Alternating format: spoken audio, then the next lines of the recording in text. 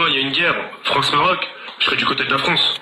Enfin, je veux dire, c'est logique. Si vraiment je serais du côté du Maroc, alors forcément je prends mon PC, je prends mon setup, je prends tout ce qui est derrière, je me barre. Déjà, je vais commencer, je t'aime frérot. On est français, on a des origines, on est ensemble et je t'aime. Parce que ce que tu fais là, c'est ouvrir le chemin à des millions de jeunes qui ont un problème identitaire en France. Tu touches les jeunes.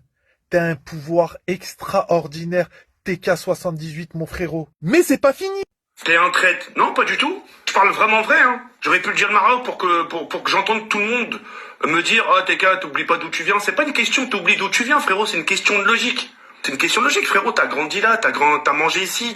Putain, mais qu'est-ce que je le kiffe. Il dit pas des choses pour faire plaisir à ceux qui le suivent. Il dit ce qu'il a dans le cœur. Il dit la vérité, sans hypocrisie. Et on va renverser la tendance. Et on va guider nos jeunes français de toute origine qui sont d'abord français. Et écoutez, derrière, il y a un jeune qui va venir témoigner. Mais genre, mon daron, il a Algérien, t'as vu? Mais normal, tu vas préférer la France, c'est... Ok, t'as tes racines algériennes, mais t'es né en France, t'as la culture française, t'as vécu en France. T'as la culture, t'as toute ta vie. Ça a un impact positif de malade mental. Je vous le jure que si tous les influenceurs, les streamers suivent, ça va être une dinguerie, le changement de mentalité. Et c'est avec cette mentalité qu'on va combattre le racisme, toutes les discriminations. Je rêve tellement de cette France-là. Et j'ai l'impression qu'en 2026, il y a un petit peu de changement.